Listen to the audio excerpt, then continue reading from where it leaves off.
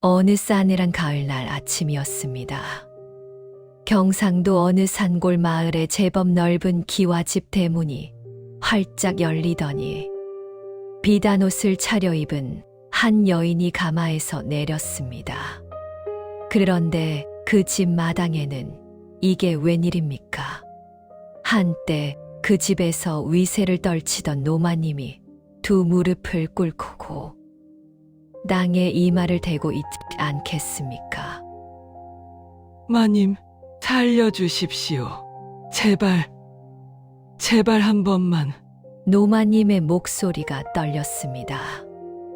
가마에서 내린 여인은 잠시 그 자리에 멈춰 서서 먼 산을 바라보았습니다. 눈가에 잠깐 무언가가 스치고 지나갔지요. 그 여인이 누구냐 물으신다면 바로 15년 전 이 집 대문 밖으로 내쫓겼던 며느리 순이었습니다. 빈손으로 쫓겨났던 그 며느리가 어떻게 이리 귀하게 돌아오게 된 것인지, 그리고 저 무릎 꿇은 노마님에게 무슨 일이 생긴 것인지 오늘 그 이야기를 낱낱이 들려드리겠습니다. 때는 지금으로부터 20여 년 전 경상도 어느 작은 마을 이야기입니다. 거기에 최참봉이라는 이가 살았는데 집안 형편이 제법 넉넉하고 논밭도 꽤 있어서 동네에서는 알아주는 집안이었습니다. 그 집 외아들 최만수는 22살에 이웃마을 진씨 댁딸 순이를 며느리로 맞아들였습니다. 순이는 얼굴이 복스럽고 눈매가 맑은 처녀였습니다. 손재주도 좋아서 바느질이며 길쌈이며 못하는 것이 없었고 무엇보다 마음씨가 하늘처럼 넓었습니다. 동네 어르신들은 하나같이 말했습니다. 최참봉, 댁이 복을 타고났어. 저런 며느리를 어디서 얻었나? 그 말이 틀리지 않았습니다. 순이는 새벽 닭이 울기도 전에 일어나 부엌에 불을 지피고 밤에는 시아버지 약 다리느라 잠도 제대로 못 잤습니다. 먹다 남은 찬밥 한 덩이로 하루를 버텨도 불평 한마디 없었지요. 그런데 문제가 하나 있었습니다. 시어머니 권씨 마님이 문제였습니다. 권씨 마님은 말이죠. 애당초 이 혼인이 마음에 들지 않았습니다. 자기 아들에게는 양반집 규수를 얻어줘야 한다고 생각했는데 변변찮은 집안 딸을 데려왔다는 생각에 처음부터 순이를 눈의 가시로 여겼습니다. 내가 아침에 뜨겁게 밥을 올렸다가 내 입이 될 뻔했잖냐? 이게 사람을 죽이려는 것이냐? 순이가 정성껏 차린 밥상에도 트집이었습니다. 사흘 전에 빨아놓은 치마가 왜 아직도 빳빳하지 않느냐? 내 손이냐? 발이냐? 순이가 밤새 빨아 달인 빨래에도 모욕이었습니다. 그러나 그것보다 더한 것이 있었습니다. 시어머니 권씨 마님에게는 오래전부터 눈여겨봐 둔 여인이 하나 있었습니다. 이름은 옥분이라고 인근 고을 수령의 먼 친척 되는 집딸이었습니다. 집안 배경이 있다 보니 시어머니는 이 옥분이를 아들 만수의 첩으로 드리고 싶어 했던 것이지요. 마님, 소첩이 뭘 잘못했습니까? 순이가 조심스럽게 물으면 시어머니는 콧방귀를 뀌었습니다. 뭘 잘못하긴. 내가 살아있는 것 자체가 잘못이다.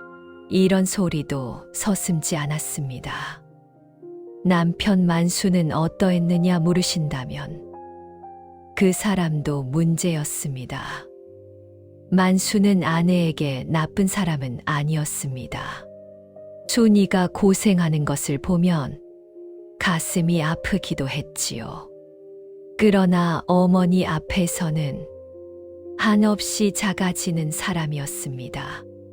어머니가 순이를 구박해도 말 한마디 막아주지 못했고, 나중에 방에 들어와서야 미안하오. 어머니가 좀 그러시니 이해하오. 이 말이 전부였습니다. 순이는 그럴 때마다 눈물을 꾹 참았습니다. 제가 더 잘하면 되겠지요. 다음 날 또 새벽에 일어나 더 열심히 일을 했습니다. 그렇게 3년이 흘렀습니다. 그러나 3년이 지나도 순이의 배는 부르지 않았습니다. 그것이 결정적인 빌미가 되었습니다. 시어머니 권씨 마님은 아예 노골적으로 말하기 시작했습니다. 씨도 못 받는 년을 뭐하러 먹여 살리나. 자고로 칠거지하게 무자식이 으뜸이여. 순이가 어디서 듣든 말든 목소리를 낮추지 않았습니다. 동네 사람들도 수군거리기 시작했습니다. 그 소문이 돌고 돌아 옥분이 집에까지 닿은 것은 당연한 일이었지요. 결혼 4년째 되던 가을이었습니다. 그날따라 시어머니 권씨 마님은 유독 기세가 등등했습니다. 이것 봐라. 이것 봐. 마님이 순이를 마당으로 불러 세우더니 무언가를 번쩍 들어 보였습니다. 안채 시어머니 방 반칙고리 아래에서 나왔다는 은비녀 하나였습니다. 내 비녀가 어디 갔다 싶었더니 내년 방 아랫목에서 나왔다. 이 도둑년아. 순이는 눈이 동그래졌습니다. 어머니, 저는 모르는 일입니다. 저는 그 비녀를 본 적도 없습니다요. 뭐? 이년이 발뺌을 해? 동네방네 다 들어라. 내 며느리가 도둑년이다. 시어머니의 고함 소리가 담 밖까지 울려 퍼졌습니다. 물론 이것은 꾸민 일이었습니다. 옥분이를 드리기 위해 시어머니가 직접 비녀를 순이 방에 갖다 놓은 것이지요. 그러나 순이에게는 그것을 증명할 방법이 없었습니다. 그날 저녁 남편 만수가 무거운 얼굴로 방에 들어왔습니다. 순이, 당분간 내 친정에 좀 다녀오는 것이 어떻겠소? 그 말뜻을 모를 순이가 아니었습니다. 눈물이 차오르는 것을 꾹 눌렀습니다. 서방님은 저를 믿지 않으십니까? 만수는 한참을 말이 없었습니다. 그리고 말했습니다. 어머니가 너무 마음이 상하셨소. 그것이 전부였습니다. 다음 날 아침이 채 밝기도 전에 시어머니는 순이를 대문 밖으로 불러냈습니다. 됐다. 오늘로 인연 끊자. 나가거라. 손에 쥐어준 것은 낡은 보따리 하나였습니다. 그 안에는 시집 올 때 입고 온 무명치마, 한 벌과 동전 몇 잎이 전부였습니다. 어머니, 저는 어디로 가야 합니까? 그걸 왜 나한테 묻느냐? 알아서 살다가 알아서 죽거라. 대문이 쾅 닫혔습니다. 순이는 그 자리에 한동안 서 있었습니다. 울음이 터져 나왔지만 소리를 삼켰습니다. 친정집이라고 달려가 봤자 짐이 될 것이 뻔하고 하늘 아래 갈 데가 없었습니다. 터덜터덜 걷기 시작했습니다. 어디로 가는지도 몰랐습니다. 발이 이끄는 대로 산길로 접어들었습니다. 해가 뉘엿뉘엿질 무렵 순이는 산 중턱 고개 마루에 이르렀습니다. 다리가 풀려 길가 바위에 주저앉아 보따리를 끌어안고 엉엉 소리 내어 울었습니다. 얼마나 울었을까요? 그때였습니다. 소저, 왜 이리 울고 계십니까? 고개를 드니 회색 장삼을 입은 노스님 한 분이 서 계셨습니다. 등에는 낡은 바랑을 하나 지고 있었는데 나이는 70이 넘어 보였으나 눈빛이 유난히 맑고 깊었습니다. 순이는 얼른 눈물을 닦았습니다. 스님, 저는 갈 데가 없는 사람입니다. 그리고 자기 신세를 두서없이 털어놓았습니다. 스님은 말없이 다 들으셨습니다. 그러더니 바랑에서 무언가를 꺼냈습니다. 주먹만 한 떡 한 덩이였습니다. 아침부터 굶으셨겠소. 드시오. 순이는 고개를 저었습니다. 스님도 먼 길을 오셨을 텐데요. 제가 어찌 이것을 받겠습니까? 스님이 빙그레 웃었습니다. 내 뱃속은 염려 마시오. 드시오. 순이는 그제야 두 손으로 공손히 받아서 먹었습니다. 그 떡 한 덩이가 어찌나 달고 든든한지 몸속 깊이 온기가 퍼지는 것 같았습니다. 떡을 다 먹고 나서 순이는 보따리를 풀었습니다. 안에서 동전 몇 잎을 꺼내 두 손으로 스님께 올렸습니다.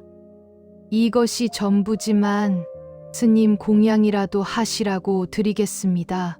이것이 순이 수중에 있는 전 재산이었습니다. 스님은 한참 순이의 얼굴을 바라보더니 그 돈을 받았습니다. 그리고 말했습니다.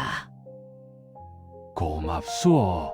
그 마음이 진심이니 내 한 가지 말해드리리다. 스님이 지팡이로 산 아래쪽을 가리켰습니다. 저 고개를 넘으면 마을이 나오. 그 마을 어귀에 오래된 우물이 있는데 그 우물 옆에서 오늘 밤을 지내시오. 내일 아침 해 뜰 때 우물을 들여다보시면 그 안에 소저의 앞길이 보일 것이오. 순이는 고개를 갸웃했습니다. 그러나 스님은 더 이상 말이 없었습니다. 그 사이에 돌아보니 스님은 이미 저 멀리 산 위쪽으로 걸어가고 있었습니다. 스님의 말씀이 이상하기는 했지만 달리 갈 곳도 없었습니다. 순이는 고개를 넘어 마을로 내려갔습니다. 마을 어귀에는 과연 오래된 우물이 하나 있었습니다. 우물 옆에는 큰 느티나무가 서 있었고 그 아래 널쩍한 돌이 있어 앉기에 좋았습니다. 순이는 그 돌 위에 앉아 보따리를 베개 삼아 웅크리고 밤을 보냈습니다. 그런데 한밤중이 되었을 때였습니다. 나무 위에서 뭔가 푸드득 소리가 나더니 새 한 마리가 순이 발치에 뚝 떨어졌습니다. 자세히 보니 작은 소쩍새였는데 날개 한쪽을 다쳐 퍼덕거리고 있었습니다. 순이는 그 새를 두 손으로 조심스럽게 감쌌습니다. 이 추운 밤에 다쳤으니 어쩌나. 보따리 안에 있던 낡은 무명천을 찢어서서 날개를 조심스럽게 감아 주었습니다. 그리고 자기 품 안에 안고서 온기를 나누어 주며 밤을 새웠습니다. 이튿날 새벽 동쪽 하늘이 붉게 물들 때였습니다. 순이 품 안에서 소쩍새가 파르르 몸을 떨더니 날개를 접고 퍼뜩 날아올랐습니다. 한 바퀴를 빙 돌더니 그대로 우물 쪽으로 날아갔습니다. 그리고 우물 난간에 앉아 고개를 갸우뚱거리며 순이를 바라봤습니다. 스님의 말씀이 생각난 순이는 우물 쪽으로 다가갔습니다. 두근거리는 마음을 가라앉히고 우물 안을 들여다보았습니다. 물 위에 비친 것은 순이 자신의 얼굴이었습니다. 그런데 그 얼굴이 무언가 다르게 보였습니다. 평생 남 눈치만 보며 살아온 그 얼굴이 새벽빛을 받아 유난히 맑고 단단하게 비쳤습니다. 눈물 자국은 있었지만 그 눈빛이 살아있었습니다. 그때였습니다. 등 뒤에서 목소리가 들렸습니다. 아가씨, 혹시 아픈 데는 없소? 돌아보니 50줄의 건장한 중년 여인이 서 있었습니다. 등에는 큰 짐 보따리를 지고 있었고 옆에는 짐 수레도 하나 있었습니다. 아, 저는 괜찮습니다. 이 추운 날 여기서 밤을 보낸 것 같은데 어디서 오셨소?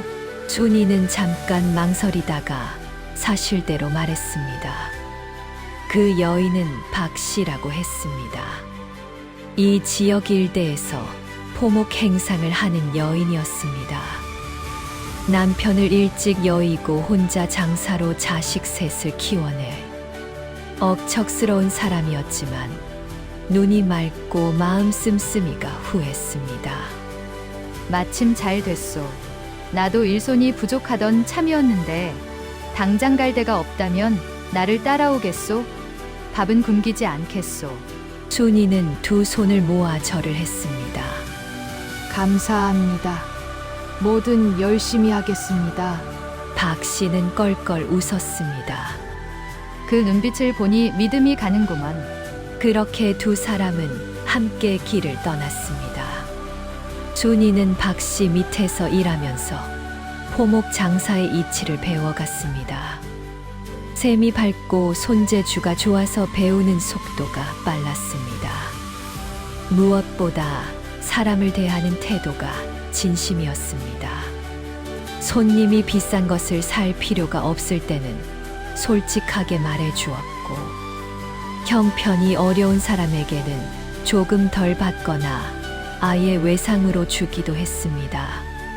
소문은 발보다 빠릅니다. 2년이 지나지 않아 순이네 포목을 찾는 손님이 늘었습니다. 먼 고을에서도 일부러 찾아올 정도였습니다. 그 즈음에 순이는 박 씨 마님에게 정식으로 말씀을 드렸습니다. 마님, 저 혼자 한번 해보고 싶습니다. 박 씨는 한참 순이를 바라보더니 고개를 끄덕였습니다. 그러시오. 나도 그럴 때가 됐다 싶었소. 내 처음 장사 미천을 좀 빌려줄 것이니 크게 벌면 나중에 갚으면 돼요.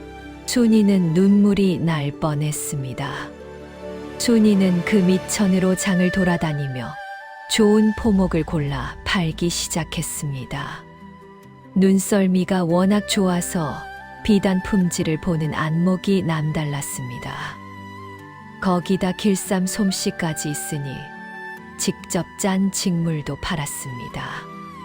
그것이 품질이 좋다는 소문이 나면서 각 고을 부잣집과 관아에까지 납품하게 되었습니다. 5년이 지났을 때 순이는 작은 포목 가게 하나를 열었습니다. 7년이 지났을 때는 그 고을에서 제법 이름난 포목 상회가 되었습니다. 일꾼도 10명이 넘었고 인근 여러 고을의 납품망도 갖추었습니다. 그러더니 10년째에는 어떻게 되었겠습니까? 천석고는 아니어도 그 고을 일대에서 모르는 사람이 없는 순이 마님이 되었습니다. 새로 장만한 기와집은 대청마루가 넓었고 창고에는 쌀이 그득했습니다. 혼자인이 쓸 일도 많지 않아서 어려운 이웃에게 나눠주기도 하고 불쌍한 과부나 호라비 자식들 글공부도 시켜주었습니다. 동네 사람들은 순이를 복덩이 마님이라 불렀습니다. 자, 이제 최참봉댁 쪽 이야기를 좀 해드려야겠습니다. 순이가 쫓겨난 그해 겨울, 시어머니 권씨 마님은 기다렸다는 듯이 옥분이를 드렸습니다. 호리호리하게 생긴 옥분이는 시어머니 앞에서는 꾀꼬리처럼 굴었지만 뒤에서는 달랐습니다. 밥이 왜 이래요? 보리쌀이 들어간 거예요? 날씨가 이런데 왜 방이 이래요? 아궁이에 불을 덧대야 할 것 아니에요? 시어머니가 좋아라 하던 옥분이가 막상 살림을 쥐고 들어오자 마님 행세를 하려 들었습니다. 처음에는 시어머니도 뭐라 하지 못했습니다. 옥분이 집안 배경을 믿고 데려온 것이니까요. 그런데 그것이 문제의 시작이었습니다. 옥분이의 아버지가 관직을 잃었습니다. 뒤에 보니 탐관오리라는 것이 들통나서 파직을 당한 것이었습니다. 옥분이 집안은 하루아침에 기울었습니다. 기댈 곳이 없어지자 옥분이의 행태는 더 심해졌습니다. 무서울 것이 없어진 것이지요. 어머님은 왜 이리 아무것도 모르세요? 내가 어머님 대신 살림을 다 꾸려가고 있잖아요. 시어머니를 대놓고 무시하기 시작했습니다. 남편 만수는 그 사이에서 이리 치이고 저리 치여 몸이 점점 약해졌습니다. 술로 세월을 보내다 보니 가업도 기울어 갔습니다.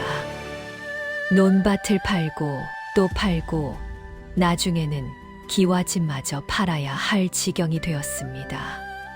거기다 설상가상으로 만수가 몸져 눕고 말았습니다.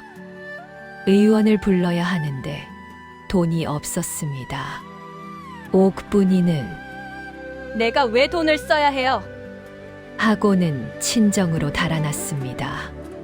시어머니 권씨 마님은 그 비를 고스란히 맞았습니다. 세상이 이렇게 돌아가는 것이지요. 화무11홍이요 권불10년이라 했습니다. 한때 며느리를 발 아래 짓밟던 그 시어머니가 이제 찬밥도 없어 굶는 신세가 된 것입니다. 순이가 고을에서 복덩이 마님으로 이름을 날리던 어느 가을날이었습니다. 문 앞에 웬 초라한 노파가 한 명 찾아왔습니다. 옷은 누덕누덕 기워져 있었고 신발은 집신조차 제대로 신지 못한 상태였습니다. 등이 굽고 얼굴에 주름이 깊어 얼핏 보면 70은 넘어 보였습니다. 하지만 자세히 들여다보니 순이는 그 얼굴을 알아볼 수 있었습니다. 권씨 마님이었습니다. 15년의 세월이 그 얼굴에 새겨져 있었습니다. 한때 마을에서 위세 떨치던 그 눈빛은 어디 가고 지금은 두려움과 부끄러움이 뒤섞인 탁한 눈이 되어 있었습니다. 마님은 순이 앞에 서더니 천천히 무릎을 꿇었습니다. 마님, 살려주십시오. 목소리가 떨렸습니다. 우리가 이야기 처음에 본 그 장면이 바로 이것이었습니다. 순이는 아무 말도 하지 않았습니다. 그저 한참을 먼 산을 바라보았습니다. 머릿속에 수없이 많은 기억들이 스쳐 지나갔습니다. 새벽에 혼자 불 지피던 그 부엌, 찬밥으로 때운 수많은 끼니들, 비녀 도둑으로 몰려 굳게 다치던 대문, 보따리 하나 들고 울면서 걷던 산길, 15년의 억울함과 슬픔이 가슴 속에서 한꺼번에 올라왔습니다. 그러나 순이는 그것을 삼켰습니다. 어머니, 일어나십시오. 순이가 조용한 목소리로 말했습니다. 저는 지금 어머니께 원망하는 마음이 없지 않습니다. 솔직히 말씀드리면 없다고 하면 거짓말이겠습니다. 그러나 순이가 권씨 마님의 떨리는 손을 잡았습니다. 어머니는 제 어머니이십니다. 제가 원망한다고 해서 그것이 달라지지는 않습니다. 순이의 눈에도 눈물이 고였습니다. 권씨 마님은 엉엉 소리 내어 울었습니다. 내가 죄를 많이 지었다. 이 몹쓸 것이 그때 왜 그랬는지. 아이고. 50평생 남들 앞에서 한 번도 눈물을 보인 적 없던 그 권씨 마님이 땅에 엎드려 울부짖었습니다. 순이는 조용히 앉혀드리고 뜨거운 밥과 국을 차려드렸습니다. 그날부터 권씨 마님은 순이 집에 들어왔습니다. 순이는 방 하나를 따로 내드리고 좋은 옷도 해드리고 끼니마다 따뜻하게 챙겼습니다. 이웃 사람들은 고개를 저으며 수군거렸습니다. 저렇게까지 해줄 필요가 있나? 저 마님이 얼마나 심하게 굴었는데 순이는 그 소리를 듣고도 그저 웃었습니다. 제가 편하자고 하는 것입니다. 그것이 전부였습니다. 남편 만수는 어찌 되었느냐 물으신다면 그는 병이 깊어져서 순이가 돌아왔을 때는 이미 세상을 뜬 뒤였습니다. 순이는 그 소식을 듣고 한바탕 소리 없이 울었습니다. 원망하는 마음도 있었지만 그래도 한때 부부의 인연이었으니까요. 멀리서 묵묵히 제사를 지내주었습니다. 그리고 어느 봄날이었습니다. 순이가 대청마루에 앉아 뜰 앞 매화를 바라보고 있는데 담장 위에 소쩍새 한 마리가 날아와 앉았습니다.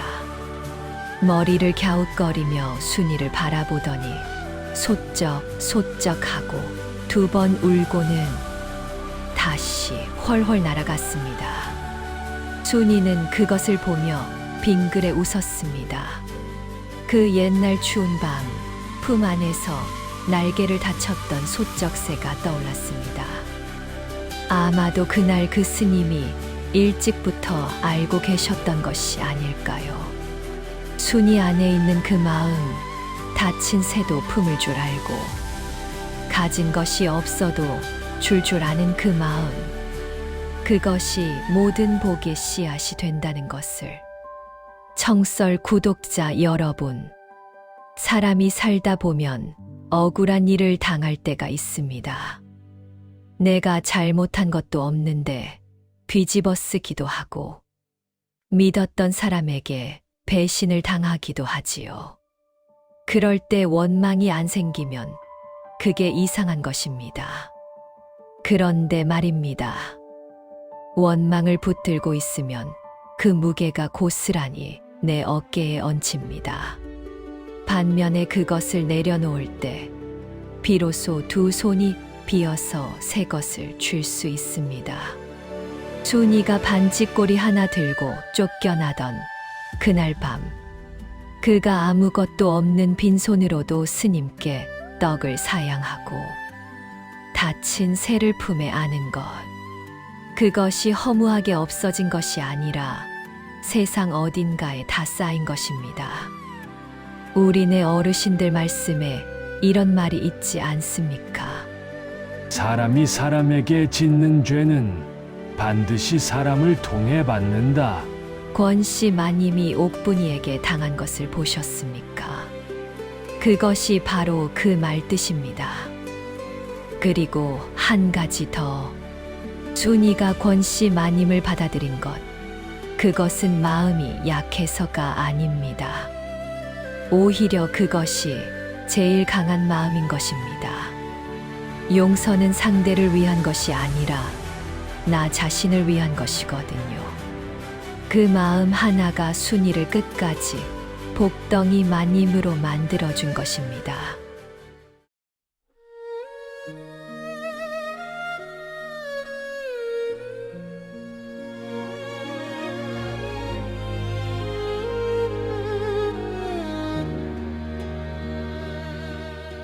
찬바람 부는 문 밖으로 내쳐진 몸, 빈 보따리 하나 끌어안고 울던 고갯길, 서러운 눈물 방울방울 땅을 적실 때 지나던 노스님 건네주신 떡 한 덩이, 다친 새를 품에 안고 밤을 지새니 우물 속에 비친 얼굴 환하게 빛나네.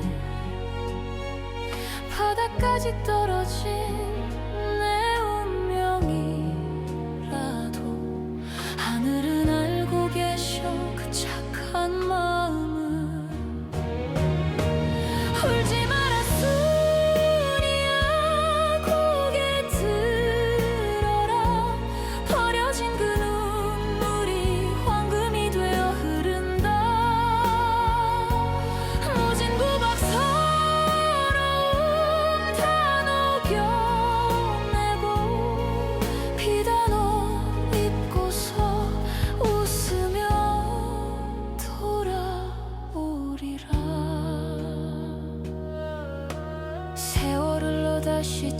잊은 그 기와집 무릎 꿇은 노마님을 일으켜 세우네 미움도 원망도 밥 한 술에 털어내고 복덩이만 힘되어 세상을 품네 인광보라 했던가 돌고 도는 세상 베푼 대로 돌아오는 하늘의 이치여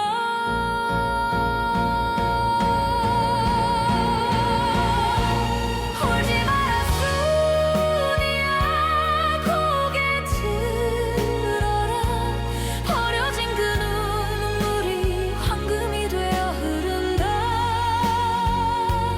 모진 구박 서러움 다 녹여내고 비단 옷 입고서 웃으며 돌아오리라 어두운 내 사랑아 꽃길만